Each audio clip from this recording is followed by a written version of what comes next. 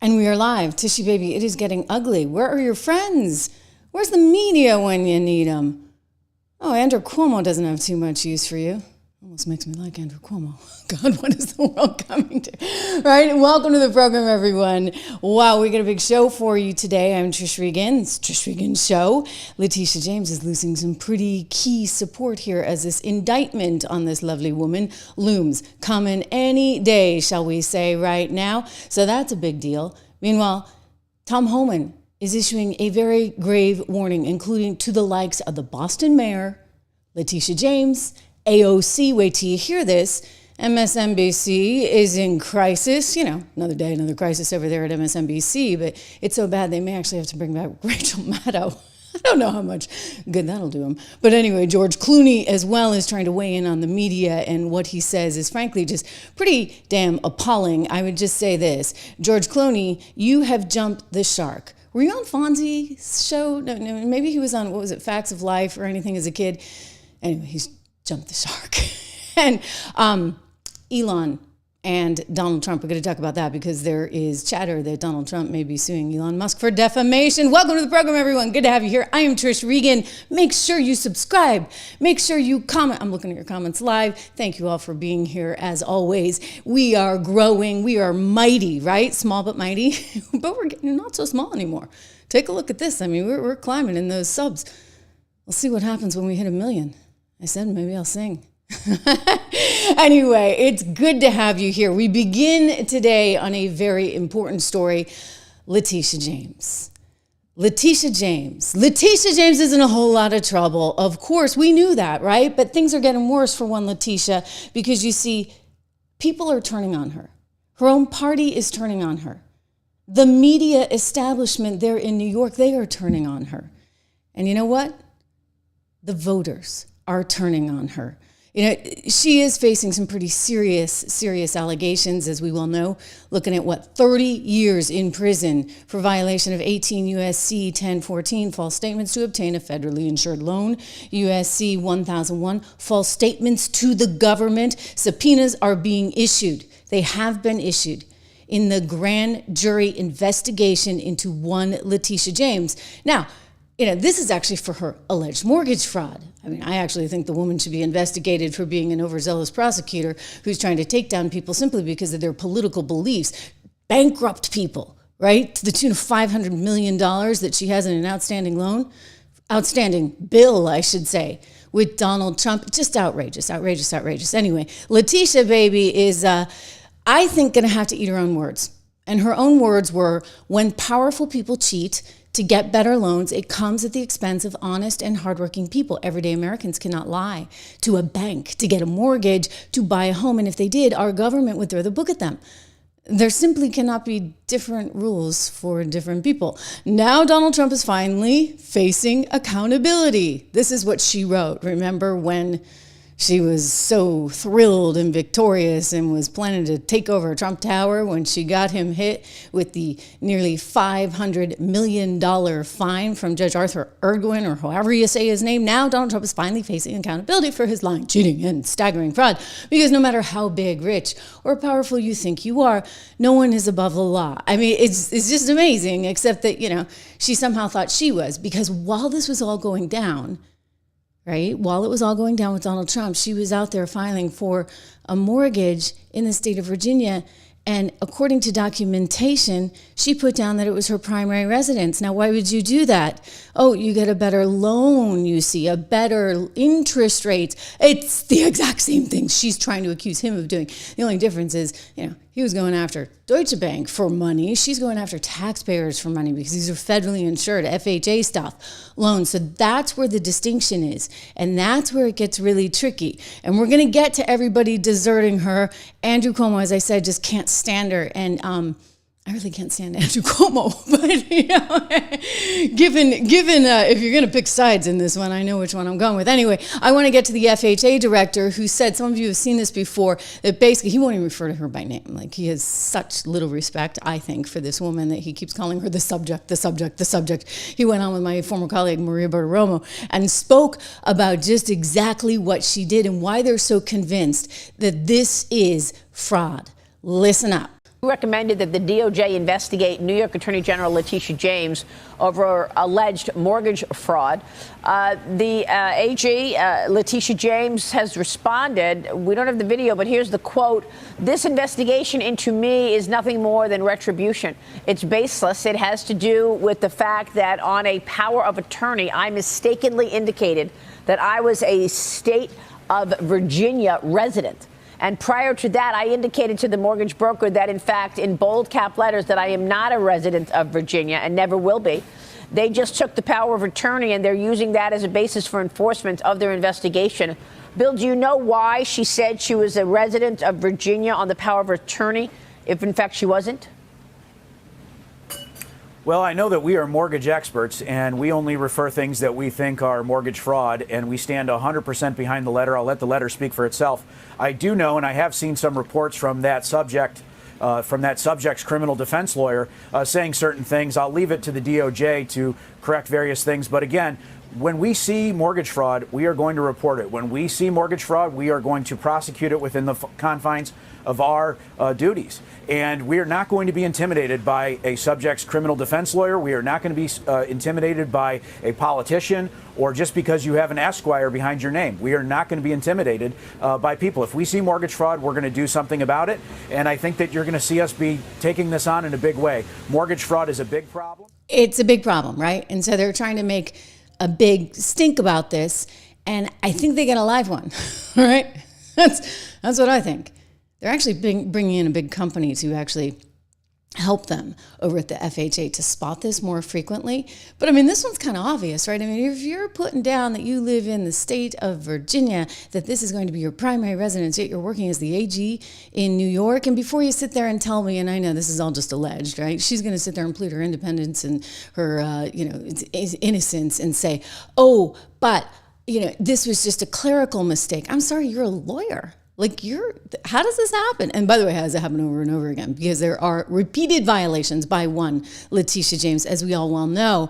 FHA loans, they involve federal oversight, of course, because this is the federal government that is guaranteeing the money. Very different, again, than, shall we say, what she was going after Donald Trump for, something that, the court noticed. The court definitely noticed because you didn't have any victims. It was a private transaction, a commercial dispute. I want to take you back to what we saw from the appellate court, who, by the way, I don't know what the heck they're doing there. Is Kathy Hochul preventing them, I just ask, from actually throwing this thing out of court? Because we know where the judges stand.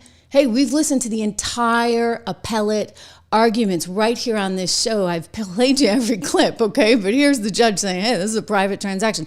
Very unlike, say, what Bill Pulte was just talking about, where the FHA is guaranteeing that loan. It was using... I'm sorry, but what's being described sounds an awful lot like a potential commercial dispute between private actors. Well, to go back to the first question about whether there's other examples of this, there are other examples of this. In the First American case, the Attorney General brought a 6312 case where the transaction at issue was between a very big bank, Wells Fargo, and a professional appraisal firm. But it wasn't the concern there that the public would ultimately be negatively impacted and affected by what those corporate actors were doing. And that concern is here as well, because when you have hidden risks getting injected into the market, that hurts the market and honest participants in the market. And the legislature also decided, contrary to what defendants think, that making sure that business in New York stays honest is the way to... So she wants to go back to, it's hurting the market overall. Can we just, come back to reality for a second? In that particular arrangement, Deutsche Bank said, oh, we take that trade, we take it all day long, we take it again and again and again. We do it again. And everybody made money. So where's your victim, Leticia? This is Judith Vance getting slammed down right from the get-go when she has to argue this garbage case before the appellate court. May it please the court, Judith Vale for the New York Attorney General's office. All of the defendants repeatedly violated... Ms. Vale, can you identify any previous case in which the Attorney General sued under Executive Law 6312 to upset a private business transaction that was between equally sophisticated partners, where the supposed victim had the ability and legal obligation to discover the allegedly misrepresented matters by conducting its own due diligence, where the supposed wrongdoer advised the supposed victim through written disclaimers to conduct its own due diligence and to draw its own conclusions, where the alleged misrepresentation almost entirely concerned inherently subjective valuations of properties and businesses. Yes. And where the victim never complained about any fraud in the transactional losses from it. Because I've gone through the cases which you've cited, and all of them always involved a consumer protection aspect. It involved protection of the market. Several responses. And I want to add to his question, and little to no impact on the public marketplace. Boom. Okay. Little to no impact on the public marketplace. So you see, people are getting a little tired. They were tired of that case, right? Maybe you had a contingency of people in Manhattan supporting her. But I think you go out to the rest of the state and, that's where you see the truth. Her party is deserting her. Her voters are deserting her. Quick flash of some of these numbers here. Before we get to the numbers, remember what happened. Again, history of mortgage. How do we say this? If we don't want to say fraud, I guess we could say alleged fraud, but we could also say, kind of odd little things happening. I'm looking for a term to describe why the heck you would put your dad down and say that you were his wife on a mortgage application. I mean, I realize you're going all the way back to May 20th of 1983, but Letitia, you get a little bit of a history, I think, going on. Oh, and then there was that brownstone in Brooklyn, right? She's saying, I only have 4 units because you see the 4 units qualifies for some public money. But in truth, she had 5 units. So she did it again there. And New York is, by the way, looking into that. You get the big whammy, right? Here's the actual document. You can see what's circled there. She's saying that this is her primary residence. Oh, it's just a clerical error. That's all it is. Well, what were the other things? Like, is it a clerical error that you put yourself down as your dad's wife? I mean, is this like Ilhan Omar territory or something? I don't know. But I think she was lying, okay? This woman is a liar. That's what she does. And she's continuing to lie when she insists on her innocence, as she has been doing. It's a little bit difficult to hear her. It's always difficult to hear her, but I'm wondering if we have her comments there to the group in New York City that she was trying to plead her innocence to. You see, she has to come out and say something now. As you know, we filed a lawsuit against Donald Trump and his family. We secured $454 million judgment against him, which is on appeal. The case is on appeal. I have no idea when that case will be decided. This investigation into me is nothing more than retribution. It's baseless. It has to do with the fact that on a power of attorney, I mistakenly indicated that I was a state of Virginia, but prior to that, I had indicated to the mortgage broker that, in fact, in bold cap letters, that I am not a resident of Virginia and never will be. And in the mortgage application, I indicated that I would not live in Virginia and I was not a resident. They just took the power of attorney and they're using that as a basis for enforcement. For their investigation. You keep telling yourself that, okay? I think everybody's still wondering how it is that you, as an attorney yourself, are turning over power of attorney and then blaming the power of attorney, blaming someone else who wrote down that this was going to be your primary residence. One would have to think, I'm just speculating here. Again, these are all allegations. One would have to think that there was some kind of thought going into the process in terms of the mortgage itself, right? If she had secured or was going to secure a mortgage for this, was she doing this under the assumption by everybody that this was her primary residence? No, it was just a residence apparently for her niece. I'd like to know if the niece was getting any public funding for this one, right? This is very, very, very suspicious. And again, if it were isolated in and of itself, we'd say it's not good. She's an attorney. She ought to know better. But this is more than an isolated incident, right? You saw, by the way, this is the house that was in question. You saw the brownstone in Brooklyn. Boom. You saw the house that she got with her father back in 83, where she said she was married to him. And so you start to put together a narrative here, if you're me or anyone else with a few brain cells, that sort of suggests this woman is a constant, notorious liar. Stephen Miller certainly believes so, the president's advisor. Leticia James says the allegations against her are nothing more than a revenge tour by the Trump administration. What's your response? My response is that Leticia James is one of the most corrupt, shameless individuals ever to hold public office. She is guilty not only of those crimes, but of countless more crimes by using and abusing her public office to try to persecute an innocent man, depriving him of his rights, engaging in a conspiracy to obstruct our election, and to overthrow our democratic processes and procedures. She is guilty of multiple significant serial criminal violations. Yeah.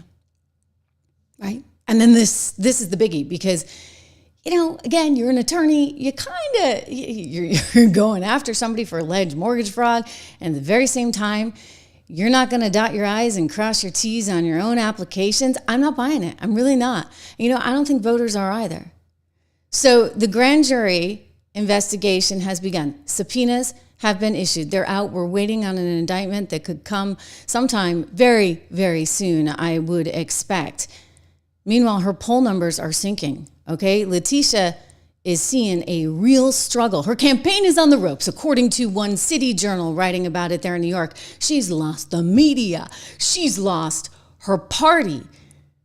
She hates Andrew Cuomo. Andrew Cuomo mutually returns the feelings on the other end. And, he's probably going to go on to be the next mayor of New York. So if New York is her only place of getting any kind of backing, what actually happens to Leticia James? Let's look at these numbers, okay? So she is doing far worse, ladies and gentlemen, than one Senator Chuck Schumer. They keep talking about Chuck Schumer.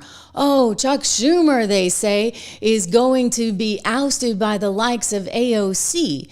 And so he's so vulnerable. Well, I got news for you. You want to talk about who's vulnerable? It's one Attorney General, Leticia James, who's got favorable ratings of 40%, unfavorable ratings of 33%, and 27% say they just don't know. I mean, Hakeem Jeffries is in horrible, horrible shape as well. Take a look at that, 38% favorable. So he's even doing worse than her.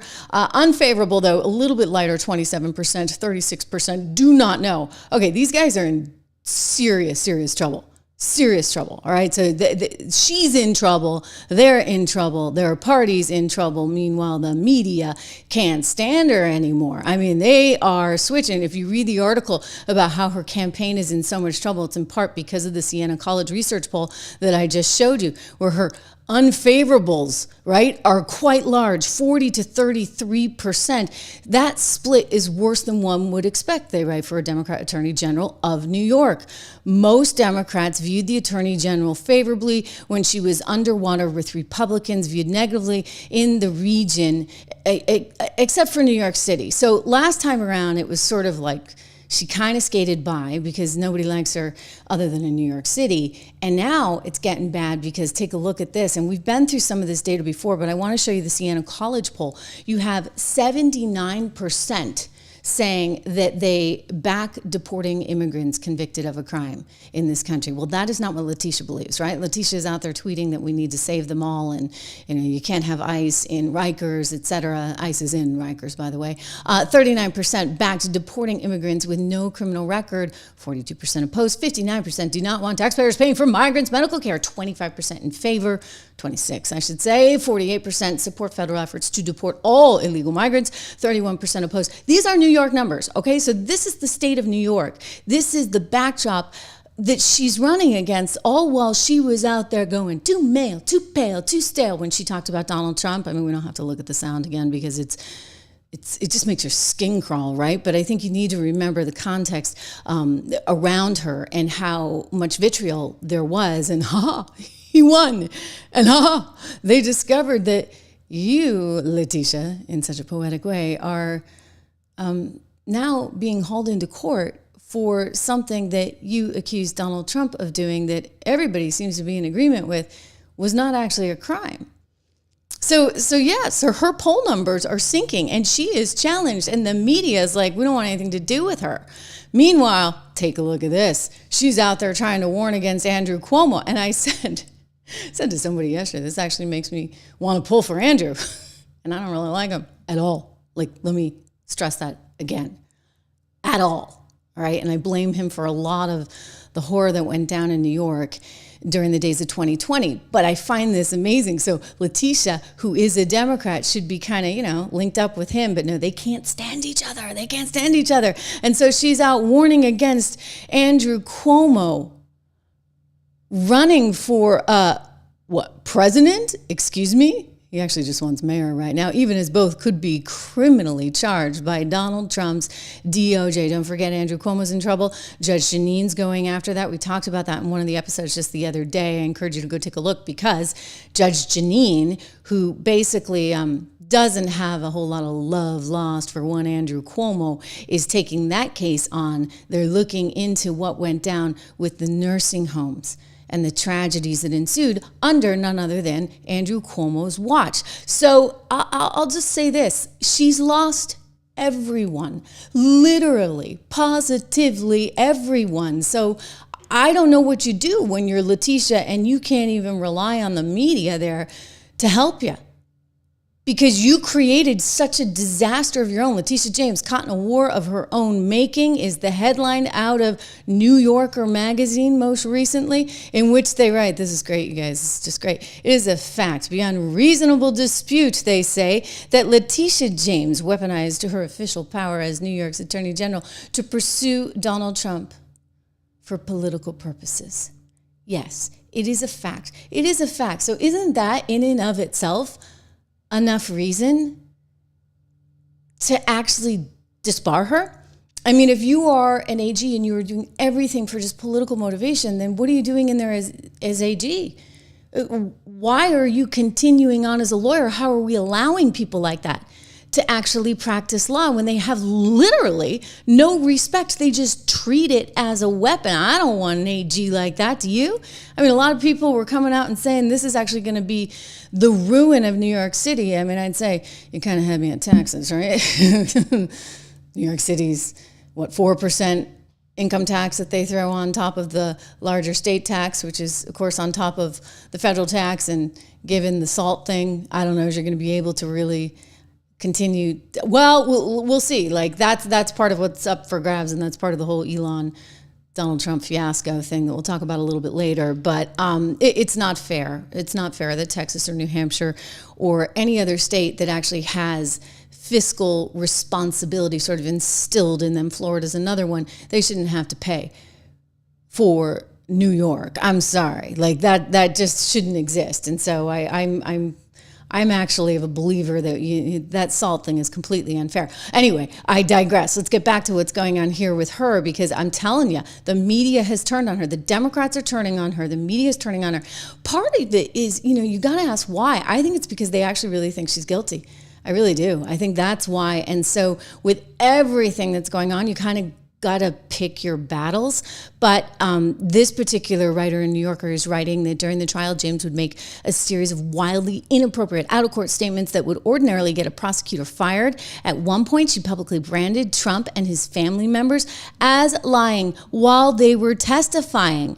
I mean, Tishy, baby. Now she has to go and turn to, I guess the local media was too hard on her. She has to go to MSNBC, but not even MSNBC. She's going to like the podcasts on MSNBC.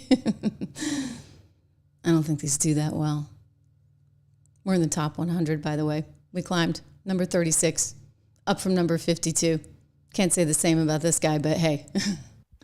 You mentioned the lawsuit, which was one of the first lawsuits your office was part of, and one of the sort of earliest responses to the Trump administration, which is on the question of birthright citizenship. 14th Amendment of the United States clearly states in the text of that amendment that that all persons born in the United States are citizens thereof, and have all the privileges and immunities of that citizenship. There's a famous Supreme Court case settling this as birthright citizenship, having to do with a Chinese immigrant who, back in the 19th century. And born out of slavery as well. I'm sorry, say that again? And also born out of slavery. Right, born out of slavery. So this has been black letter law for a very long time. I think also the understanding at the time is that this is the meaning of it. They have presumed to revoke it in an executive order, which even if they could, I don't think they could do it through an executive order, but that's another question. Now, many people, I think, thought this was facially absurd, an enormous Hail Mary from them. Yeah. The Supreme Court just granted oral arguments, but they I'm sorry. I can't sit through that. Is it Rachel? Is it Chris? It's like the lookalike.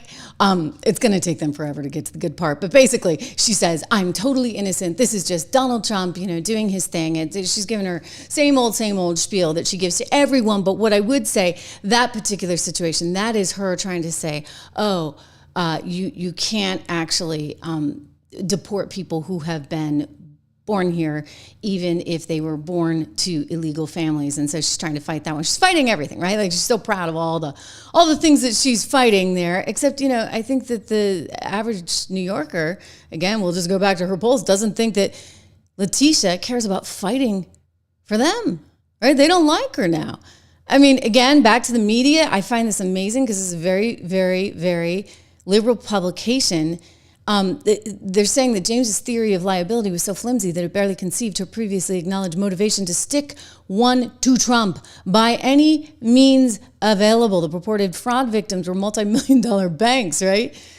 Foreign banks that were repaid in full on their loans to the Trump Organization and made millions of dollars in profit through interest payments. Unsurprisingly, a New York appellate division panel voiced pointed skepticism about James's victimless case and seems poised to either substantially reduce the verdict or throw it out. And so that's gonna have a big hit to her as well. She looks like a complete and utter total fool with the poetic symmetry of now the Eastern District of Virginia issuing federal subpoenas to Leticia James and everyone around her as the media walls close in, as the financial walls close in. The lady doesn't have any money. So now, this is poetic, right? She's going to have to sell some of her assets to pay off her debts?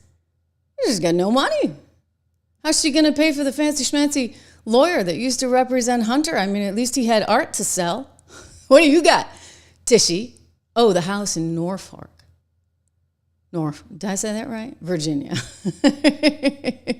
Someone said the other day it was like poor folk, Norfolk. There we go. Okay, now I got it. Anyway, Abby Lowell, he's a pretty penny, right? Maybe he'll take you on pro bono. Not. No one's taking you pro bono. No one likes you. The media doesn't like you. Andrew Cuomo, who may be the next mayor of New York, really doesn't like you. I don't know what you're going to do then. All your funding's going to dry up because nobody in New York State likes you, honey bunny. Okay, take a look here. She wants $10 million. No wonder they don't like her. $10 million to pay for Abby Lowell. And they wrote this somehow in there, tried to slip a fast one by everybody, but leave it to the media. This is when they do a good job at their job. The New York Post picking up on it, even New York Magazine, again, liberal place, picking up on it. She has inexplicably chosen to use the resources of her public office to respond to the investigation, they write. James has again displayed dubious ethical instincts in her response to the pending inquiry. Dubious ethical instincts. You better believe these are super dubious. John Luna, thank you so much for the support. Let me see if I can get you up there. Okay, we're going to try again on another screen. You see, my tech skills are ever so slightly challenged from time to time. I think this is incredibly poetic. But John, thank you for the support. We're fully independent over here. We like it that way. So it's really great all that you guys are doing to bring attention to the show. He's just giving me a super chat. Nice. Good afternoon to you as well. Thank you again for all the support. Much appreciated. This woman, we do this story a lot, and people say, why do you keep doing it? And one, I do it because, well, to me, this was the most fascinating case, okay? The most fascinating case of all the cases, and perhaps just the worst. Like, Fanny's was bad. I get it. Alvin Bragg's was bad. Jack Smith, of course. But this one, and perhaps it goes back to my financial background, I really thought was threatening in terms of overall business in the state of New York, and importantly in New York City, which is the financial capital of the world.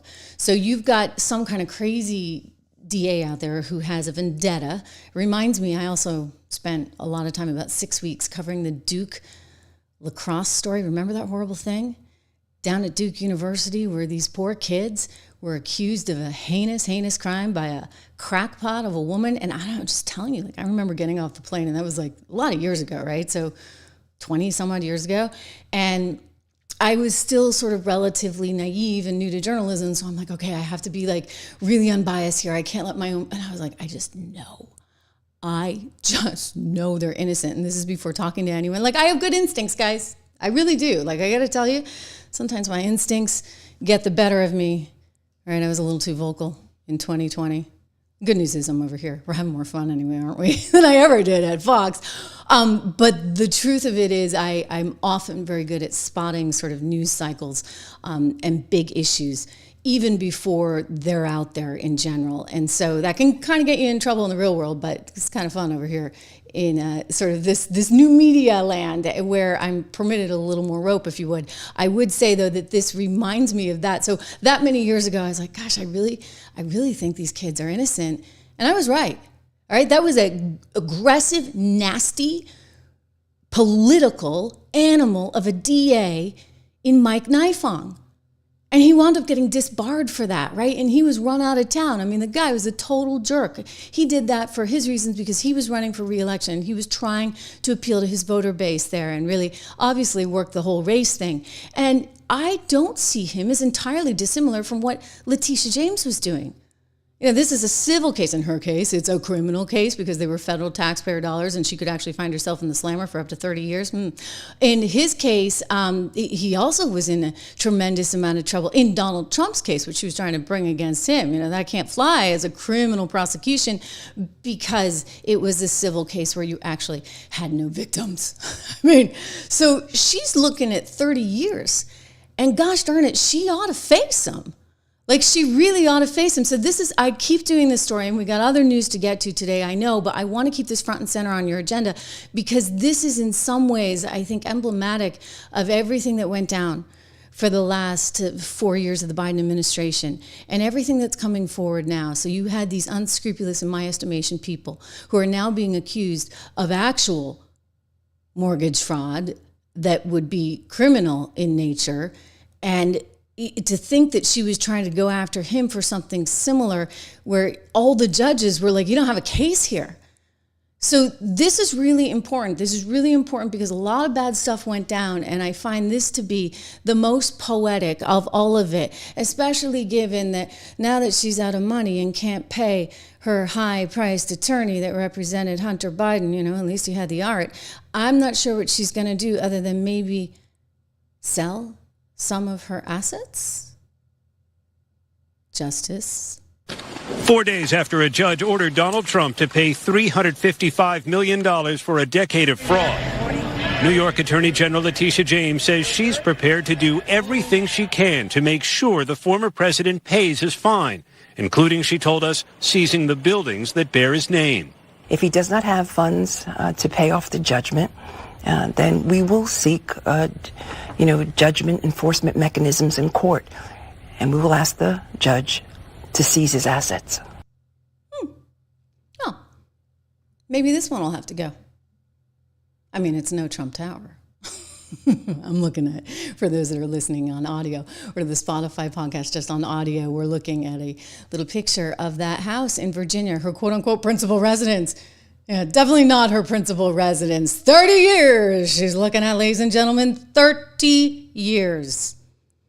I don't honestly think she's going to get all 30. I mean, maybe they'll say, hey, the threat of one, and we'll let you off for good behavior. But I think there's a lot of shame that comes with this. I think she should be disbarred. New York is looking into that. We've heard, of course, from Elise Stefanik in the past. We've heard from others that are now going to the New York Bar Association and saying, wait a second, why can't you have this woman? If she's being accused, right, of this federal crime, once the indictment hits, I think you know what's going to hit the fan. It's kind of like out in Wisconsin where the judge got indicted by the federal government for impediment because she was bringing an illegal right into her courtroom. So, oh, ICE is over there. Let me just let you out the back door. So it's going to be a similar kind of thing. So there's going to be a lot of shame. Her political career is over. She hates Andrew Cuomo. I hate Andrew Cuomo, but I'm telling you, I'm going to like him when it's all said and done if he can get rid of Tishy. All right, like I'll have new respect for the guy. So he's not in her corner. The Democrats are backing away. The media is backing away, and you saw what the voters are doing. So Tish is going to be up a creek without a paddle, and I'm sure there's some good Fanny jokes we could make, but we'll keep it clean here. You know why? Because we are so proud. We're one of the top 100 podcasts right now on YouTube. And it's amazing. And it's all thanks to you guys and your support and everything that you're doing. I love being independent. I've been at all the big networks before, and trust me, it's a whole different ballgame over there. Part of being independent means we have our sponsors, and we love our sponsors for that. Patriot Mobile, which is such a great conservative company, cell phone provider, of course. You can keep your number. If you switch to Patriot Mobile, you can actually also get a free month free as a friend of the show. PatriotMobile.com. They do a lot for our veterans. They support our Constitution. They're just a good company, right? And we like good companies. I'm telling you, if conservatives stick together and we get more and more and more of us, we're half the country. Kid Rock said this. Actually, we're going to play this as a short on my feed on YouTube this weekend. Kid Rock said this actually in an interview this week. He was like, you know what? I made a decision a long time ago. Who cares about everybody else? Let me just be me and be one with my base, because you know what? That's like half the country. And so for all those that try to cancel us, guess what? We're half the country, and increasingly more than half the country. So we should support conservative businesses. And so you can do your part. Call 972-PATRIOT today, 972-PATRIOT. Mention my name. It helps me. It helps the show. And you get the free month. Patriot Mobile, wonderful company. PatriotMobile.com/Trish. All right. Tom Homan is issuing a serious warning to AOC and to Michelle Wu, the mayor of Boston, and to Leticia James and anyone else who wants to stand in the way of ICE doing its job. You see, Michelle Wu does not like, this is the mayor of Boston, that the ICE agents sometimes wear masks on their raids. And she's got such a problem with this that she came out with a really heinous statement this week. I mean, beyond heinous. I can't imagine, like, the left gets away with so much. If anybody on the right ever said anything like this, oh, there would be HELL to pay. But it's like it didn't even happen. Nobody picked up on this, except for maybe yours truly right here. Noticing what Michelle Wu, this mayor of Boston, who's off her rocker, she starts to actually equate ICE agents with a really heinous, like seriously heinous group, cult. I'm going to let her and the reporter say it, because you know what? I don't even want these words coming out of my mouth. This woman is a disgust. She's a disgrace. Let her say it. I don't know of any police department that routinely wears masks. We know that there are other groups that routinely wear masks. NSC 131 routinely wears masks. Mayor, just to clarify, are you comparing ICE, you said, to NSC 131, the neo-Nazi group? Are you comparing them to a neo-Nazi group? What I said is that Boston Police and no police department that I know of at the local level routinely wears masks. I'm pretty sure you just said that. I mean, you can try and walk back your words. Did you think that people didn't know what the group was? Maybe that's it, but the reporter knew. Once again, Mayor Wu. I don't know of any police department that routinely wears masks. We know that there are other groups that routinely wear masks. NSC 131 routinely wears masks. Mayor, just to clarify. Woo! Woo woo. Mayor Wu. I mean, how is that okay? They're trying to equate ICE with like heinous cults. Like, what the heck is going on? I mean, ICE is the federal government that's there to protect us, and they're trying to arrest criminals, for goodness sakes. Homan has no use for this lady. It is disgusting. And a lot of our congressional representatives who are vilifying ICE and the Border Patrol every day, they're driving this hate. And I'm telling you, it's only a matter of time before there's an incident where an ICE agent is going to have to take a life or an ICE agent is going to lose a life. I mean, here's the truth. Under President Trump, since he's been back, let me tell you what ICE and the Border Patrol has done. They gave us the most secure border in the history of this nation. Fentanyl trafficking is down over 50%, which means we're saving lives from overdose deaths. Sex trafficking, women and children, is down significantly. Migrant death, over 4,000 aliens died making the journey. They're not dying because they're not coming. Americans, 250,000 Americans died from fentanyl. Like, again, fentanyl is under half of what was coming across. President Trump saving lives. The men and women of ICE are saving lives every day. And if you look at the numbers don't lie. Majority of people ICE is arresting are criminal illegal aliens, public safety threats. And the non-criminals, most of them are scooped up in sanctuary cities. The world's upside down when the guy that carries them badge and guns, the bad guy, and the ones who break the law are the victims. It's just terrible. It's upside down. It's just incredible. You better believe it's upside down. Right? When the mayor of Boston cares so little of the residents that actually live there, that she's making those kinds of comparisons. And you know she's not alone. I mean, you had La Monica. It's operatic. Out there in New Jersey recently with her big red, blazer, pushing her body up against the ICE agents to the point where they actually made the decision to arrest her because she was assaulting federal officers, and AOC's all mad about it. Like, don't you touch my people, don't you touch La Monica. If anyone's breaking the law in this situation, it's not members of Congress, it's the Department of Homeland Security. It's people like Tom Homan and Secretary Kristi Noem. You lay a finger on them, we are going to have a problem. I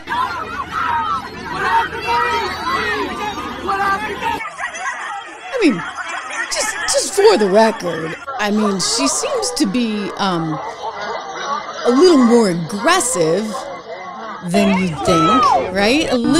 Just a little more aggressive than you'd think. And I think this is becoming increasingly a problem. I'll tell you though, Tom has no use for AOC. We know that. And it's just that she's this young, naive idiot. And, she's out there trying to threaten him. People like Tom Homan, I'll tell you, you do this, you do that. He's like, yeah, you bring it on, honey bunny. I am a lot older than you. Like, I was doing this before you were born. You can't intimidate me. Come on, give me a break. I was enforcing him. I was wearing a green. Okay, small aside. Tapper. Look at the look on his face. It's like he's severely constipated or something. Maybe too many things on his book tour. Uniform Border Patrol agent for 5 years before she was even born. I had more than 3 decades enforcing immigration law before she became a member of Congress. I worked for 6 presidents. I've seen policies, I've seen hundreds of policies. Some worked, some didn't. But you can't deny the success of the Trump administration when it comes to border security. Again, the most secure border in the history of this nation. And I said from day one, and she knows this, you can not support ICE. Shame on you. You can support sanctuary cities. Shame on you. But you can't cross the line. You can't knowingly impede ICE law enforcement officers. That is a felony. You can't harbor and conceal, knowingly harbor and conceal an illegal alien from ICE. That is a felony. And you certainly can't commit criminal trespass. And as far as New York, her district, this administration has done more to protect her district than she has. The number of criminal aliens we took off the streets of New York made her community much safer. She ought to be thanking the members of this administration, the men and women of ICE, who protect this country and make her community safer. So, it's politics over public safety. It's just ridiculous. She ought to love her community more than she hates Trump, because we're doing a lot to protect her community. Yeah. But, You see, she wants more people coming into her community. Let's just call it what it is, all right? Let's call it what it is. Homan has done this before. We played this clip for you yesterday. Remember where he said there's a reason why they were putting up in hotels in New York as opposed to getting an ice bed, because in an ice bed, you know what? You'd actually go through the process. They'd say, oh, you're applying for asylum. Well, you don't qualify for asylum. So guess what? Here's a plane ticket home, out of here. So they would deport them immediately. Whereas if you went and you stayed at the Roosevelt Hotel where you got daily maid service, I mean, come on. I want daily maid service. Did it come down with turn down? Come with turn down? I don't know. That would be twice daily maid service, I suppose. But they had daily maid service. They had little credit cards where they could go buy ethnically appropriate food because apparently they didn't like the food that the Roosevelt Hotel was serving that were upwards of $300. Mayor Adams got rid of those right away. So what was the thinking? Well, according to Tom Homan, they were bringing them all here for political reasons. This was a political takeover, you see, because the more people you have living in New York, well then, the more congressional representatives you would need, right? Even though you would think, hey, these people aren't actually here legally, therefore we don't need more representation for them. But that's not how they think about it. I mean, you think about AOC and how she had to stand up for her constituents. I'm like, your constituents, the people that vote for you are here legally, not all of these people. But no, they're all one and the same to her. New York, don't forget, they wanted 800,000 people that were non-citizens to be able to vote in state elections. The appellate court had to turn that one down. That went all the way up through the ranks. Thank goodness we got some adults in the room. But here's AOC saying, you gotta resist. If ICE comes, here's what you gotta do. Of course, she can't speak Spanish. Yo hablo español. I speak Spanish. Funny enough, but she can't. I speak a lot of languages. It's the singing background. Anyway, here she is. Principle number one in what you can do is that when one of these things comes to your backyard, whoa. When one of these things comes to your backyard, do you see what's going on here? A dehumanization of ICE agents. With Michelle Wu out in Boston making her comments. And now AOC saying these things. You understand what they're trying to do. They're trying to dehumanize ICE, dehumanize federal officers. While Tom Homan says, careful here because somebody's going to get hurt on either side. And we don't want that. We just want officers to be able to do their job. Let's go back and listen again to Ms. Alexandria Ocasio-Cortez. To your backyard, you can resist. And what that happens over millions of people is that you generate enough friction that they cannot go as fast as they want to go, okay? So I'm going to give you some examples that have already been working. Let's start with immigration and ICE. When people say, what can we do? In my community, we are a heavily immigrant community. ICE raids deeply affect and disrupt our community. So, number one, if you live in a community with a lot of immigrants, know your rights. Blah, blah, blah. Now she goes on to say them, and of course she can't speak Spanish, so she has to come out now with a post where she says resist, resist, and then she says it in Spanish too. Okay, if you see ICE in public, here's what you do. You verify, you document, you share, and then it flips into Spanish. Si ves a ICE en público, y verificar, documentar, compartir. So this is her deal, and you know what? Homan would say she's impeding. She's impeding law enforcement, and he wants her arrested, investigated, and stopped. He has already requested this vis-a-vis Pam Bondi at the DOJ. I know, we're like, Pam, come on, Pam. Pam's got a tough job. We need like 100 Pams, okay? Because there's a lot to do. Anyway, AOC is worried, apparently so worried that she goes on to NPR, of course, you know, the place with the USAID money. She goes on to NPR and says, well, I'm waiting, I'm wondering. I think she's kind of hoping because she thinks that this will make her a bigger deal politically. I mean, look, she's in the wrong. She can't do what she's doing. She's trying to do this, again, for political purposes, to advance her name, and because she wants all these people coming here. Look, the law's the law. It stands as it stands. Homan knows this. Everyone knows this, except for people who are socialist political animals like this lady. You had a recent dispute, if that's the right word, with Tom Homan, the president's Homeland Security czar, so-called. You held an online forum, a Know Your Rights forum, that he didn't like. What were you doing? What was your goal as you saw it? My job is to educate and act as a liaison of critical information to my constituents. And I was informing all of my constituents of their constitutional protections, and in particular, their constitutional protections against illegal search and seizure in the United States. Homan was upset, I suppose, because he felt that you were giving advice to people who were here illegally. Mm-hmm. Were you? I was giving advice. Okay, this is interesting, guys. Again, remember what I said about it doesn't matter if you're here illegally or not. As far as Alexandria Ocasio-Cortez is concerned, you are one of her constituents, you see, because she wants to get more people representing her district, ideally, in her view, more and more Democrats. Listen. And by the way, what's going on with the lighting there? She looks terrible. All of my constituents. Yeah. He said he was going to report you, or even that he did reach out to the Department of Justice. Have you heard from the Department of Justice? I have not, and I intend on reaching out to the Department of Justice to inquire. Really? What would your question be for the Department of Justice? Well, there is a member of the Trump administration who is threatening and seeks to open an inquiry, and are you going to do it? What would you learn? What do you hope to learn from that exchange? I think it's important to know where this administration stands and if they intend on using political intimidation to silence their critics. I'm sorry? Political intimidation? This is political intimidation. You want to talk intimidation? Let's just take a look at La Monica.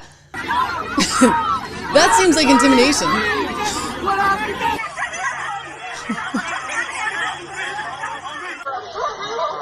I mean, really. You know, that really seems more like intimidation. They were shouting like down with ICE, all these kind of anti-ICE slogans earlier in the day. And then, you know, this whole thing broke out because LaMonica wants to get in there. And so she starts forcing her physical person onto these ICE officers. And they're like, what? I mean, this is getting a little crazy because you know what? You guys don't have the right to do what you're doing. Okay, you want to go and look at the Delancey Center in New Jersey? You're welcome to do it, La Monica, okay? But you have to make an appointment and do it the right way. You don't show up with a whole bunch of people and then start shouting and chanting and have ICE descend on things. And then ICE says, okay, you got to leave. And she's like, no, I'm not leaving. And she just pushes her way through forward. That is violating Title 18 U.S. Code Section 111A1 for assaulting, impeding, and interfering with law enforcement. Actually, carries up to 8 years in jail. And like, what do you think that was?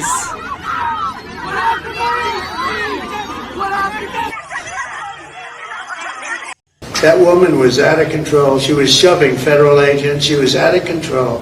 The days of that crap are over in this country. We're going to have law and order. Yeah. Law and order. Imagine that. That's actually what people voted for. And speaking of law and order, you know what? The Constitution says that the feds have the right through a whole bunch of things. There's a naturalization clause, there's a supremacy clause, there's here, I've got it on the screen for you. I mean, basically the naturalization clause, Article 1, Section 8, Clause 4. Does somebody want to send this to La Monica? Does somebody want to send it to AOC? Because this is actually kind of important. It means that Congress has the power here. And if Congress has the power, then that would mean if you don't like the rules, well, then you as a congressperson, AOC, you need to change it. So you need to get rid of Article 1, Section 8, Clause 4, because it says the Congress shall have the power to establish a uniform rule of naturalization, which what do you think does? Gives Congress the authority, right, to determine who's going to become a citizen. And right now, the way that stands, we've gone through this as well. I've showed you the two qualifications to get amnesty. And it means you are politically being prosecuted, or there's a religious prosecution. And guess what? Like, this stuff doesn't hold. You're coming in from Guatemala or El Salvador, and I get it. It's not so great there, but that doesn't necessarily qualify you for amnesty. This is the way the world works, okay? Like, we have laws for a reason. If you don't like the laws, then it's up to you to try and change them.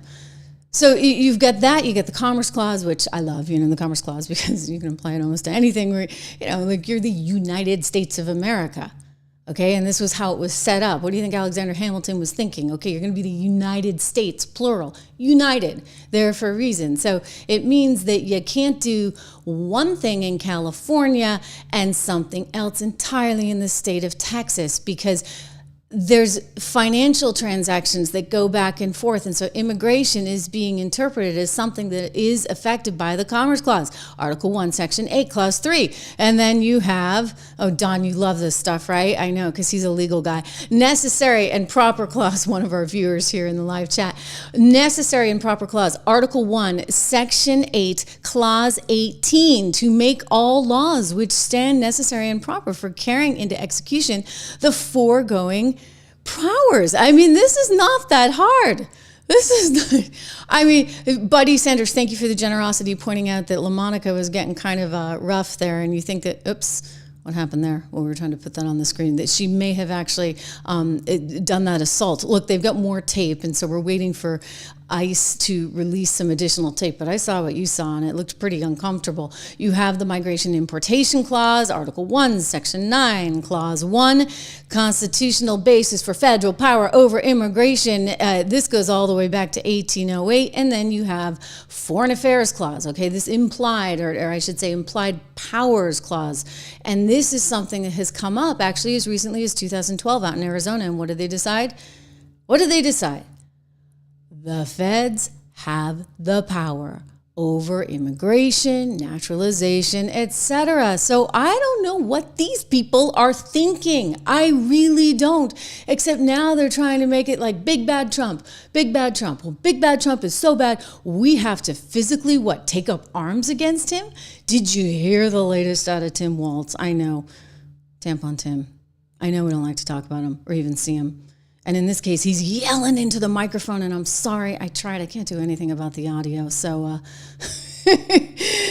it makes him more compelling in the sense that you know just how atrocious he really is. But anyway, Mr. Tim Walz kind of sounding a little like Michelle Wu and then some. It's like he wants people to take up arms, get violent. I don't know. Let's see how you interpret this. Let me know. When it's adult like Donald Trump, you bully the out of him. Whoa, whoa, whoa. Tim Walz needs serious help. Listen. Maybe it's time for us to be a little more fierce. Because we have to ferociously push back on this. And again, I'll speak to my teacher colleagues in here. The thing that bothers a teacher more than anything is to watch a bully, to watch this bully and to stop it. And when it's a child, you talk to them and you tell them why bullying's wrong. But when it's adult like Donald Trump, you bully the out of him back. Ladies and gentlemen, the Democrat Party today.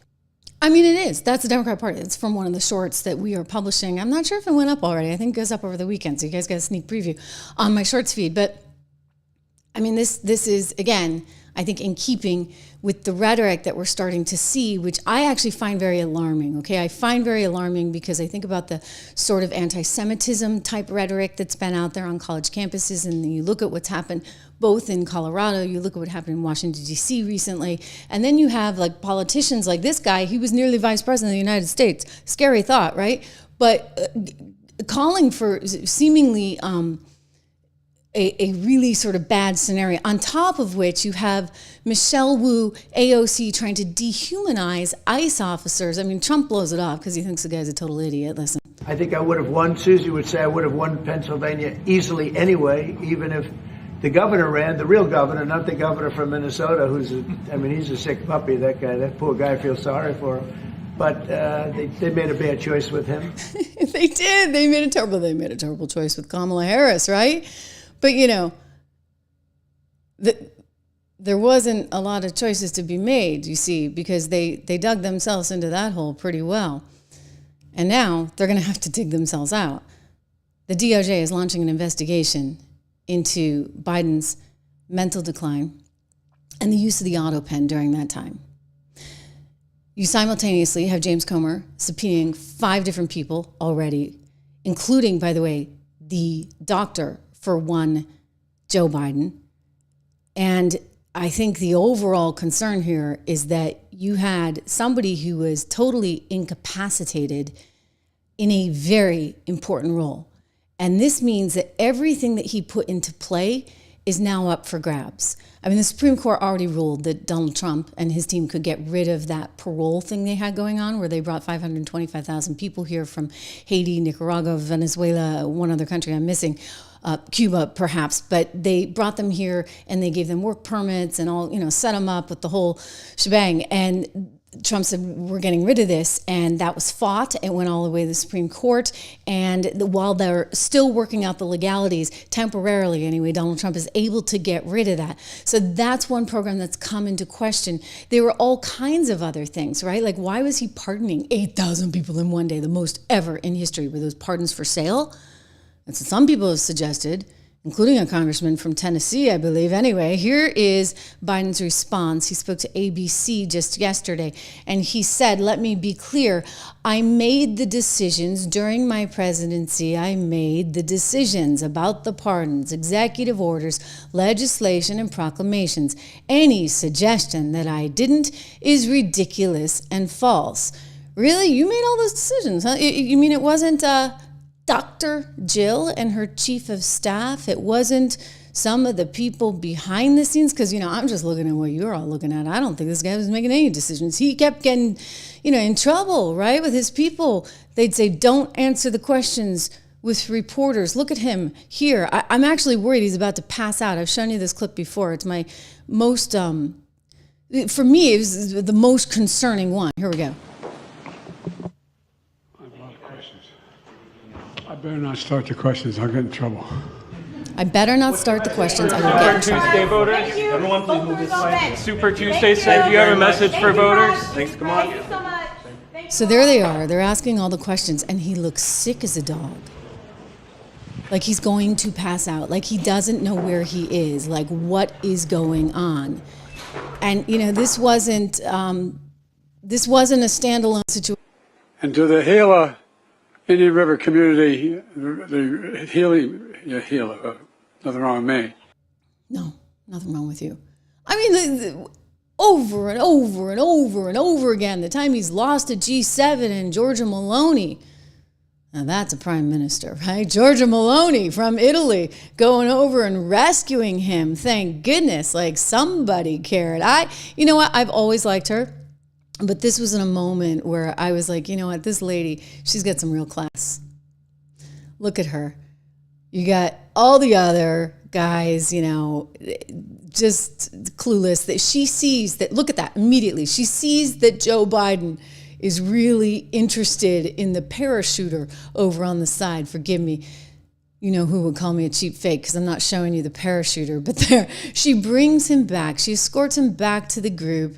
Everybody else is kind of just, they get that their picture's being taken. But he then puts on his sunglasses. And even the slowness by which he does that is pretty concerning. And of course, there was the moment 2 years earlier where he's like, where's Jackie? Where's Jackie? After poor Jackie had already died months earlier. And then there was the invisible chair moment. I mean, this was another sort of for the record book. Now, there was a chair there, but he just kind of seemed, again, slow and clueless, didn't know what was going on.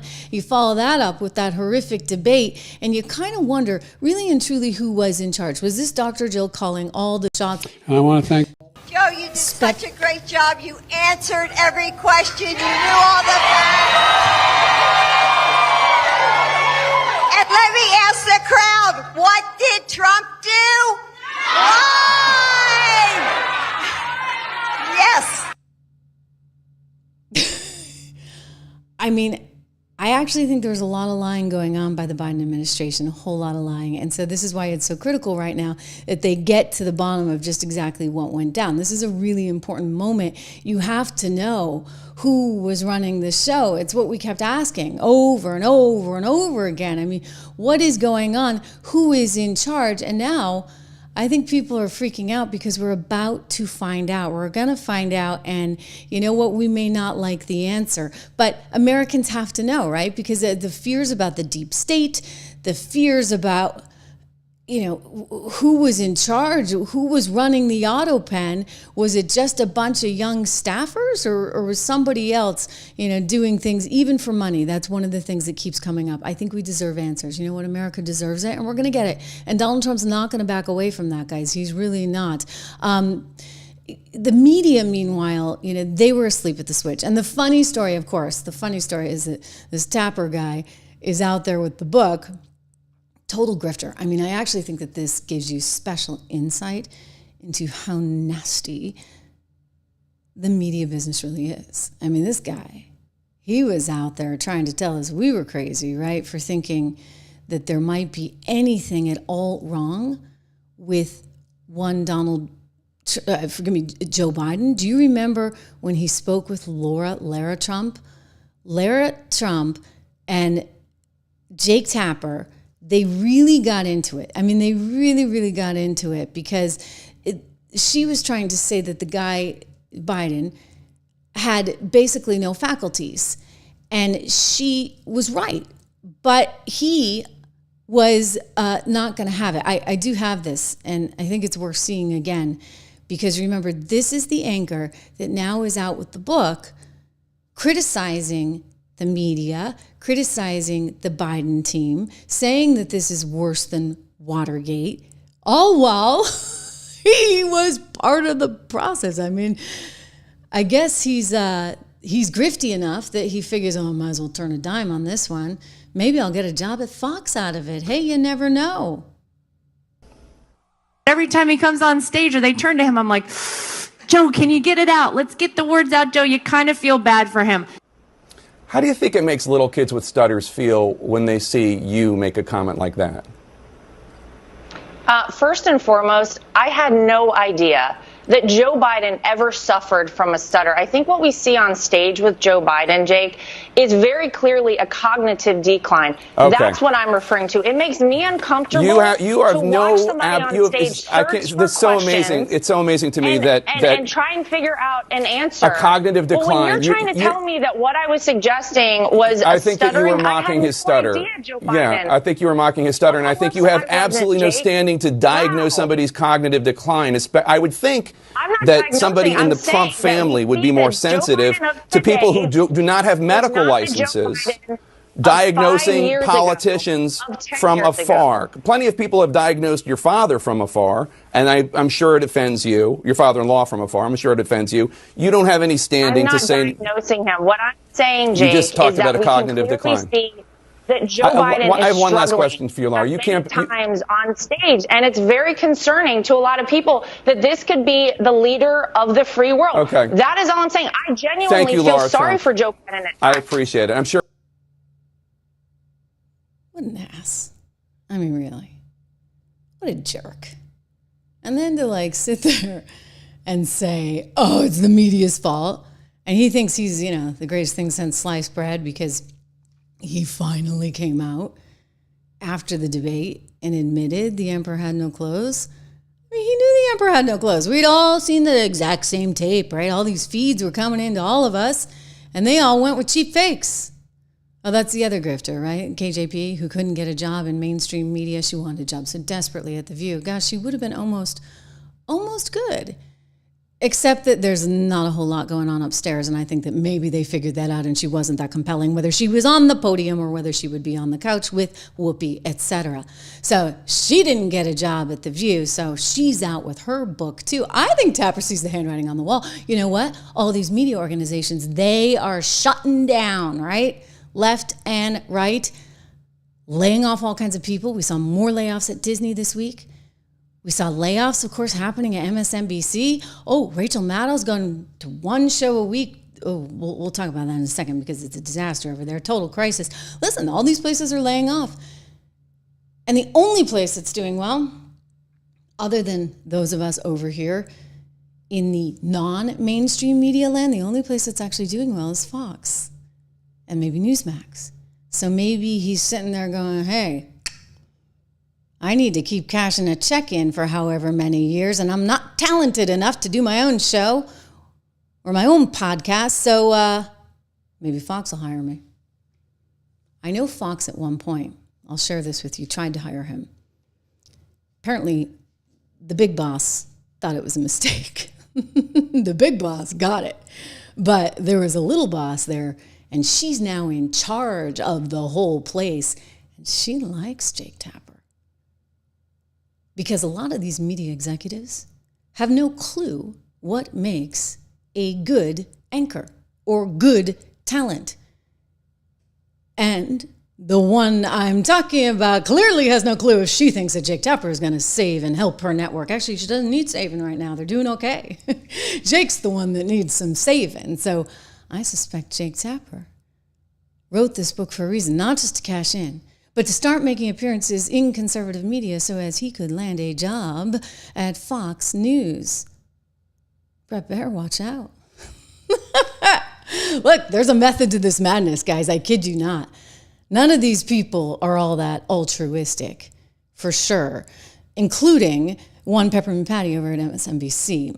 MSNBC, you see, is now facing, and we've talked about this a little bit, a serious crisis, much like ABC, much like CNN, like every media organization right now. And so Comcast has figured out, they're the parent company of NBC, which had MSNBC. They're like, yeah, we don't really want you anymore. We'll keep NBC, and we'll keep, I think they're keeping Bravo, but we don't want the rest of this.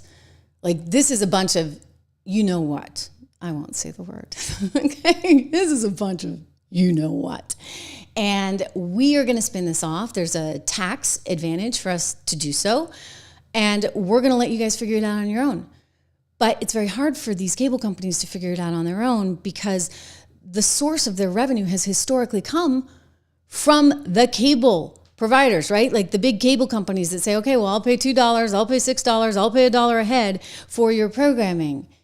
And nowadays, and it's a huge source of revenue, believe me, but nowadays people don't get their programming that way anymore. I cut all the cords in my house. Every single one of them. You know how much money I'm saving? A lot, because we had a lot of cable boxes. So I'm probably not the norm, but we had a lot of cable boxes. Hey, I work in TV, right? So a lot of cable boxes. That was a huge savings. And there are still ways that you can get cable news via things like YouTube. You know, it's a premium product, et cetera. But they don't make as much money on that. Meanwhile, they can't go and live stream like I'm doing with you right now because that would be in violation of their cable agreement. So it's really messy. And they're trying to figure this out. And they have no hope because it's coming at a time when the ratings are so badly challenged. They, again, don't understand who the heck they're going to put on the air. So they put little Peppermint Patty on who just drags them right down into the you-know-what. Take a look. Oh, Psaki's ratings, 971,000 viewers over the month. That's down from Rachel Maddow's 1.89 million earned throughout 2025. That's a 47% drop. 47% drop. So you can understand why some of the things that are getting floated in the background in media circles include whether or not to bring back Rachel to replace Jen. I mean, they tried the other one. What was her name? Alex something? I can't remember. Clearly, she didn't really resonate. This one resonates a little bit more because people remember seeing her there on the platform. But there's nothing compelling. I'm telling you, at least Rachel had a crazy, wackadoo story that she would tell you about Russia. And you'd tune in every night saying, well, what's next, right? Like, where's this going? And she'd repeat herself and she'd do the same things, but she kept taking you down that rabbit hole. And it was an entertaining rabbit hole. I'll fully admit it. You know what? I used to have the competition monitors up because my show was on at 8 o'clock. I think she was on at 9. I'd catch part of it. And I was like, damn, like this lady, like she's got something going on. Like she'd have you on the edge of your seat. Remember waiting for Trump's tax returns? I got him. And it turned out to be a nothing burger. Anyway, that was her. So there was a showmanship, whether you liked it or not. And I'm someone who obviously didn't like it, but I credit her with at least entertaining the viewer. This one, Jen Psaki, she does not know how to do that. Okay, like there's a bit of an art to it. Like Rachel gets it. Rachel gets, oh, I hate to use this term, but I will, okay? They call it storytelling, right? Like she's a storyteller. Like you want to listen to, if you're on the left, and hear this crazy rabbit hole she's going to take you down. It's interesting. I think Tucker's also said he has a lot of respect from her in that sense. And she has respect for him. I think that, people who are good at this understand. And while we all may have our personal beliefs and we're going to take you one way or another, we're taking you somewhere, right? There's a goal, a destination. You're going to know exactly what I think. And hopefully it's a little bit enjoyable along the way to hear it. But this lady, no. And so as she got this gig, it was very interesting. Rachel Maddow did an interview. We talked about it here on the show at the time. And I said, ooh, she's throwing some shade. That's like serious television shade at Jen Psaki, in which she said, oh, Psaki will be great at this. She'll do so much better than me because you know what? I'm just kind of living over here in my little hole and I get along really well with my team members, but I'm not part of that bigger structure, where they're talking to this one and that one. And she wheels and deals effectively is what she was saying about Jen Psaki with all those Washington, D.C. people. And me, no, I'm just kind of interested in the story. And I don't like to have all those biases infiltrating my thought process. It was actually a very clever thing to say. Because she's totally dissing Psaki, basically saying she's a stooge, which she is, right? What did she do? She lied for Joe Biden. And I suspect she's going to get her, hauled in, and she's going to have to testify as well. What did she know? Is that why she got out of there so fast? The other day, I showed you this yesterday. She started freaking out because somebody on a podcast said to her, well, how much did you know? And was this a cover-up? And she said, don't use the word cover-up. It's like you're talking about Watergate. By the way, even Tapper, for what it's worth, because you always have to have the caveat with Tapper of what it's worth, he actually said he thought it was worse than Watergate, what actually went down. I've told you it's the biggest scandal in political history. So Jen Psaki can't hack it. And now they get a crisis because they're coming out and they're going public. They just did their upfronts. And you know what's fascinating? We heard all about sci-fi. We heard all about Oxygen. We heard all about what they're doing with all these networks, right? Nothing. Crickets on MSNBC. They have no story to tell because no one's watching. I mean, when ratings are down 47% in your signature show, oh, and there's that other terrible one with Simone Sanders, I think is her name. She's supposed to be the new Joy Reid. She's kind of a bigger, heavy-set woman, and I think they've got a few others on that. Have you ever seen that show? What is her name? Simone Sanders. There was a clip I wanted to show you. If I have it, I will, of her and some of her co-hosts walking and talking about how, perhaps I don't have it. We'll bring it to you another day. They're like walking out and they're talking about how they're going to go drinking or something while everybody else is working. It's just really inappropriate. We put it on the shorts feed so you can check it out there. But I guess my only point is, like, these people suck, okay? They just suck, and it's game over. And in terms of the industry itself, it's hard. And so if you're MSNBC, you can't pay big salaries. You're definitely not going to pay up for the morning guy. Best Biden ever. I mean, that's how you know it's state media, for goodness sakes. They're trying to tell you it's the best Biden ever. Give me a break. And we're the crazy ones. That same exact show actually was trying to tell you there was no inflation. It's all in your head. There's no inflation. Inflation is coming down. I'm like, guys, it was up to 9.6%. Even if it's down to 4% the next month, it's cumulative. Okay, that's on top of the 9.6%. Then it's up another 4%. You see, there is inflation. And now there's not. But the media lied. And because MSNBC lied so much, they're now paying the price. They're going to get spun off, and here's what's going to happen. Maybe they bring back Rachel. I don't think she can solve it for them, especially not at $25, reportedly, $million a year. It's too much money for her. You could close it down, or you could just find lots of cheap people. I'm sure Jen Psaki is cheap. That's why she's so sucky, okay? Like, she's cheap. So maybe they save money with her. Find a few others. I'm sure the 4 o'clock gal with the, the blonde hair, she's probably pretty cheap too. So maybe it's not costing you that much. You're going to have to find a way to get really cheap talent in the door and let them do their thing. But cheap talent is cheap talent. And that means you're not going to get any ratings. Okay? Funny times. Top 100 over here. Guys, we're climbing. Not to rain on MSNBC's parade or anything. I think we had 116 million views here on the Trish Regan channel last month. So it's been pretty great. And that's thanks to all that you guys have been doing to help make this channel such a success.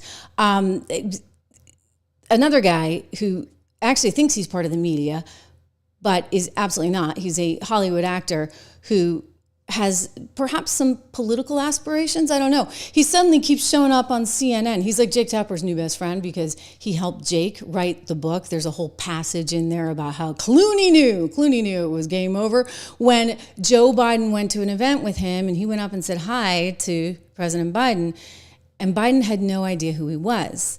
So now if you're a big Hollywood actor like George Clooney and somebody doesn't know who you are, clearly they must be insane. Oh, that's mental decline if I ever saw it, right?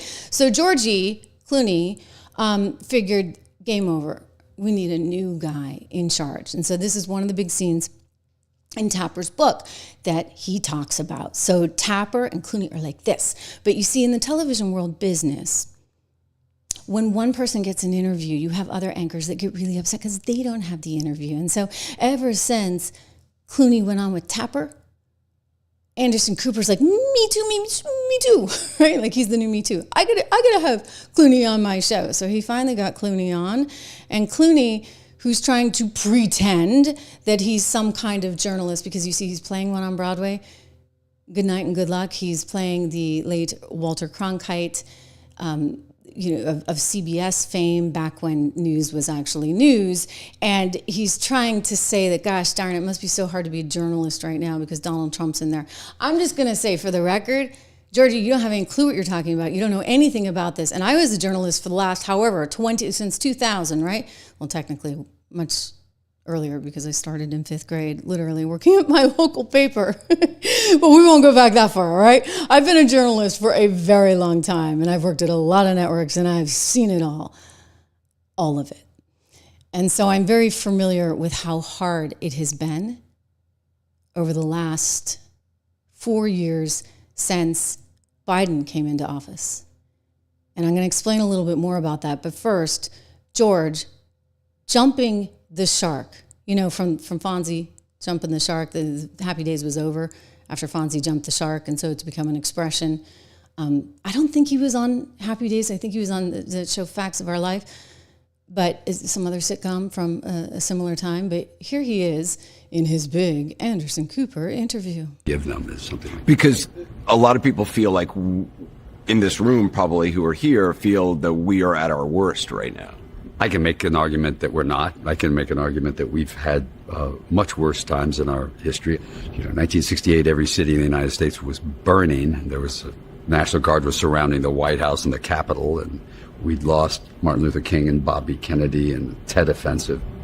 But it's a frustrating time, and I think a scary time for many people. It's a scary time to be a news person, to be in your profession. You've been picked out.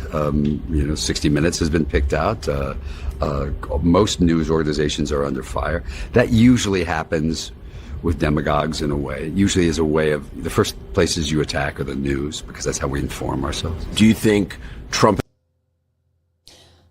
Okay, let me be really clear. What CBS News did, re-editing the Kamala clip, was very unethical. I used to work there. I realized the editors knew that she made no sense. Total word salad, right? So they had to clean it up to at least make it somewhat intelligible. This is their justification in their head to the viewer, but my situation or feeling or thought process on that is no, you don't. You know why you don't?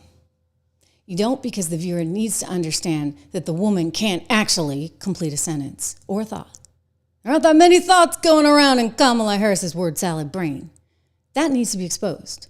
So a good journalist would actually have allowed her to run on and not helped her like they did, which is why Donald Trump is suing for $20 billion more than the overall net worth of the overall worth, I should say, market cap of one Paramount. Paramount desperate to settle. Ooh, do they ever want to settle?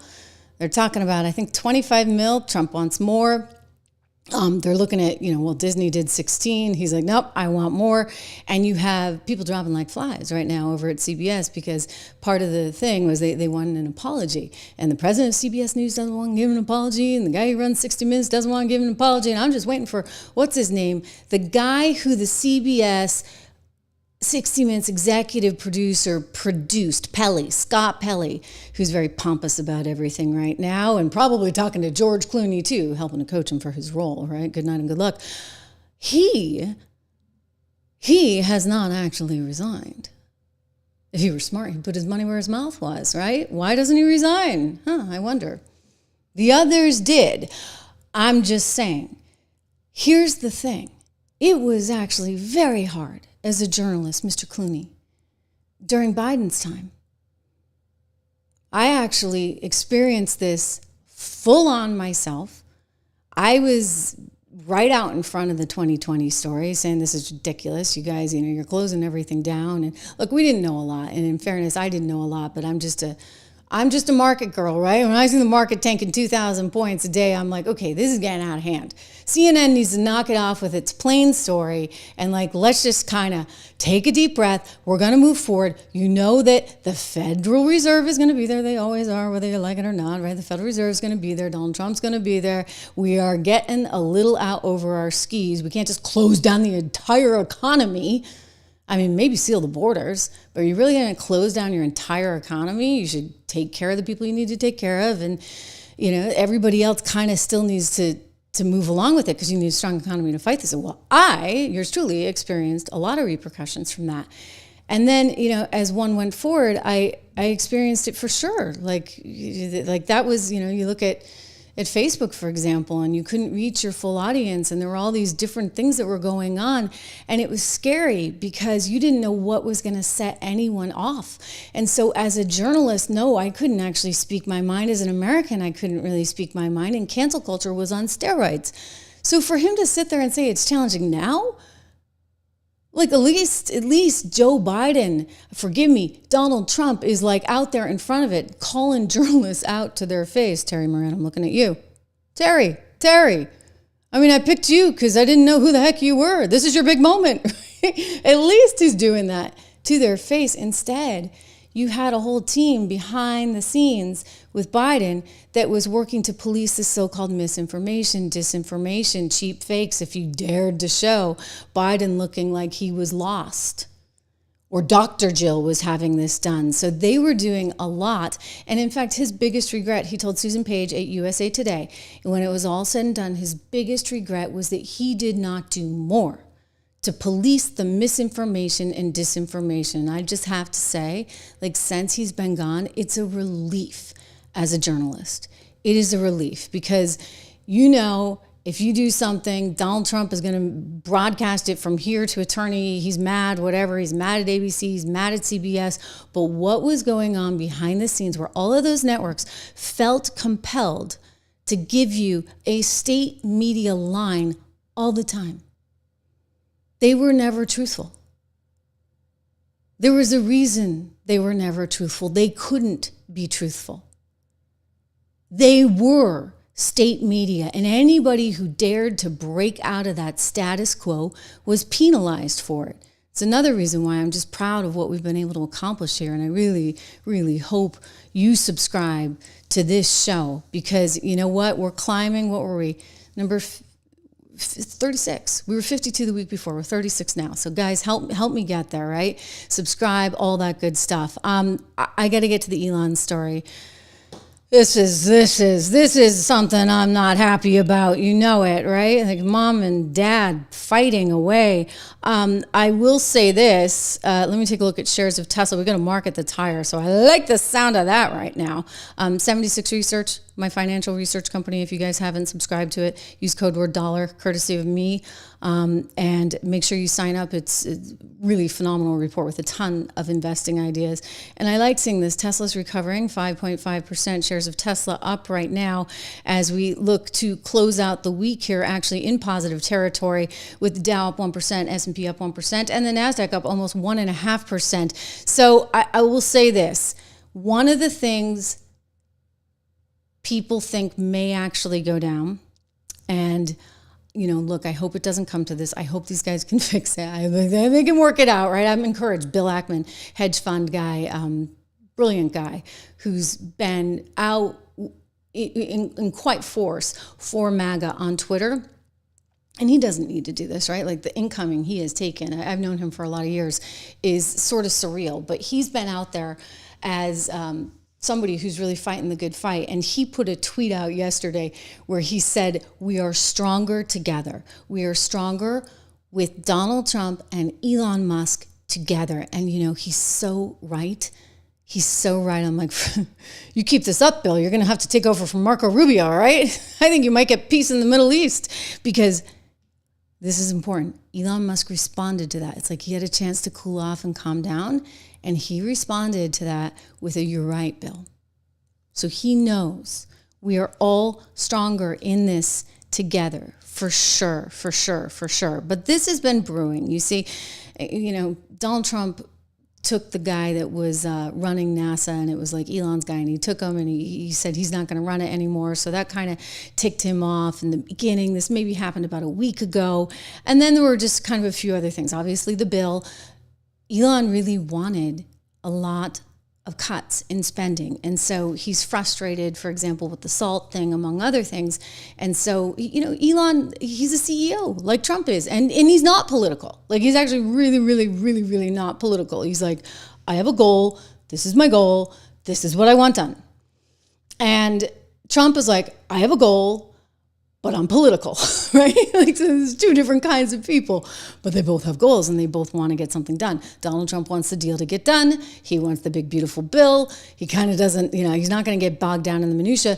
And Elon is like, listen, we can't afford this. We have to get bogged down in the minutia. So there's all this going on in the background. And then when Elon criticized the bill, that's when things started to kind of unwind. And so for about 24 hours, Donald Trump held it together beautifully. He did a great job. And then, well, somebody asked about it. This is why Biden didn't do all these press things, right? And Trump just can't help himself. He was annoyed. And I get it. He's annoyed. He's like, what happened to Elon? Elon was my friend. And now all of a sudden, Elon's knocking me every chance he can get on my big, beautiful bill. Like, what is going on? And this is what he said to the media. And the media then ran with that. And Elon saw it. And then, it was clear this was going to not end well. I mean, Elon went nuclear, like totally nuclear, to the point where now Donald Trump might actually be looking at suing him. Hey, CBS. CBS is nothing. He's going after the world's richest man, possibly. Anyway, here are his comments that set Elon off. Elon and I had a great relationship. I don't know if we will anymore. I was surprised because you were here. Everybody in this room practically was here as we had a wonderful send-off. He said wonderful things about me. You couldn't have nicer. Said the best thing. He's worn the hat. Trump was right about everything. And I am right about the great, big, beautiful bill. We call it a great, big, beautiful bill because that's what it is. And again, biggest tax cuts in history, biggest economic development moves anywhere. We've never done anything like it. Never done anything like it, but it's not enough for Elon. Okay, so not enough for Elon. Elon's pretty angry, and so angry that he actually started tweeting some really, really bad stuff, trying to say that the reason you're not going to see anything on the Epstein files is because Donald Trump is somehow in them. What's interesting is that Donald Trump has not responded to that, which has some people thinking he's keeping his powder dry because he's like, da-dong, right? Like he is the master of these libel suits. So he's like, you're libeling me. You're saying something extremely defamatory. Now I get, like, it's hard. The bar is really high when it comes to defaming a public figure, even the president. But that's a pretty big, thing to say. And if they actually wind up in a lawsuit, gosh, we're going to have some discovery, aren't we, guys? Well, that'll be interesting. Right? What did Elon know? How did he know it? Is it true? Is it not true? All of that. I will point to this. Epstein's lawyer actually saying there's no way in HELL that's true. No way. This is David Schoen saying, I was hired to lead Jeffrey Epstein's defense as his criminal lawyer 9 days before he died. He sought my advice for months before that. I can say authoritatively, unequivocally, and definitely that he had no information to hurt President Trump. I specifically asked him. So, does that mean that Elon's just spouting off, like getting all emotional? I mean, he's kind of emotional. He said he wasn't going to continue with his NASA spacecraft. He's going, what are you going to leave the NASA astronauts like stranded in space? That's what he started to say because, Trump was a little emotional and Trump said, well, we're going to cut off all that spending, etc. So Elon responded saying, yeah, you want to do that? Well, guess what? We'll just completely dismantle our space program. Yeah, well, he kind of walked that back. Let me show you. Here's the article that came out yesterday afternoon from Bloomberg where he did walk that back, which is good, right? You don't want to be dismantling the entire space program for the United States of America because you're having a little spat. So that was one sort of, olive branch that was put forward. The other olive branch would be what I told you about the Bill Ackman tweet. That was kind of a big deal too. I actually sent this out to some friends and I said, peace is coming. Let's see. Here is Bill Ackman saying, I support Donald Trump and Elon Musk, and they should make peace for the benefit of our great country. We are much stronger together than we are apart. And Elon wrote, you're not wrong. Okay? So between him softening on SpaceX Dragon, I see an opportunity here. Meanwhile, you got Mike Johnson, who is really stepping up to the plate. He says he's going to fix it all. Mike Johnson is on the case. He said he was calling Elon and he was going to fix all this and everything was going to be okay. So Mike Johnson, you do your thing. I hope you can get there. I think it's going to blow over. In terms of the lawsuit, what Elon said was pretty bad. He said that you're not going to see these Epstein tapes because Trump is in them. I mean, that was a heck of an allegation to make. A heck of a thing to say. And I would just say, logically speaking, if he was, you don't think the Democrats would have used that? I mean, Letitia must be salivating. Letitia's like, oh my gosh, we got to go find that. The FBI was in New York, right? The FBI would have been able to handle all of it. But I do think he just kind of had a moment and he lost it. There was a funny meme that went out where, some people are saying, hey, maybe this was all orchestrated, right? Just orchestrated because his business was suffering so bad. And so now finally all those people that could not drive their Tesla for fear that they were going to get attacked, now they get a shot at driving it again. Let me see if I can find this one for you because this was terrific. Some meme that just went out, or it was, people were having fun. Oh, well, here's a great one. Did you see this? Mark Zuckerberg. This is Autism Capital putting out, your name is Elon now, right? We're gonna have to expand our circle of friends in light of everything. And then there was this one, which I loved. Here we go, guys. Bought it before Elon went crazy. See this? I'm going to leave this up here so you can see. So, people were putting stickers over their Tesla thing. And this is now Donald Trump saying, bought it before Elon went crazy. He did get a little out there. I mean, the tweets were wild. We were live on the air. We were watching the stock tank, right, in real time. And Tull's writing, you know what? Boys will be boys. It's funny. Some of you think maybe it's all deliberate. Maybe this was just a way for him to win back customers because, he'd alienated half the country. I think when it's all said and done, what you'll see is that some people had some very strong emotions. They were running very high, and it'll all be okay in the end. But, maybe Trump will keep his powder dry. Maybe he'll decide to sue. I don't know. I think this is impressive what the Epstein lawyer said, though, that there's no there. So good luck with that one. Reminder, we got markets that are higher right now. I do believe that there's a lot of Trump optimism out there. I encourage you to go look at 76 Research, maybe over the weekend. It's a good weekend activity, right? Go look at 76research.com. Use code word dollar. You heard what the president said. Amazing what a rising market will do. Oh, it's going to get a lot higher. In fact, I told people 5 weeks ago, it's a great time to buy. I got criticized for that. Now they don't criticize me anymore. People should have listened. But it's going to go a lot higher. Let's hope it does. Let's hope it does. Certainly our stocks have been going a whole lot higher in our portfolios. We do not manage your money. I should mention that. These are all our recommendations, our research. So get the research. Sign up for one of the portfolios if you can do that. But if nothing else, at least get for $1 a month, you guys. You can swing it. You can swing it at 76research.com. It goes to $9.95 after the first 2 months, but there's a lot of good stuff in there. And thank you for being here. Thank you for making this such a special place. I may be back with you tomorrow. We'll see. We're going to keep rising in the charts, right? I'm excited. And thank you for subscribing. If you haven't, make sure you do. Leave a comment, and we will talk some more later.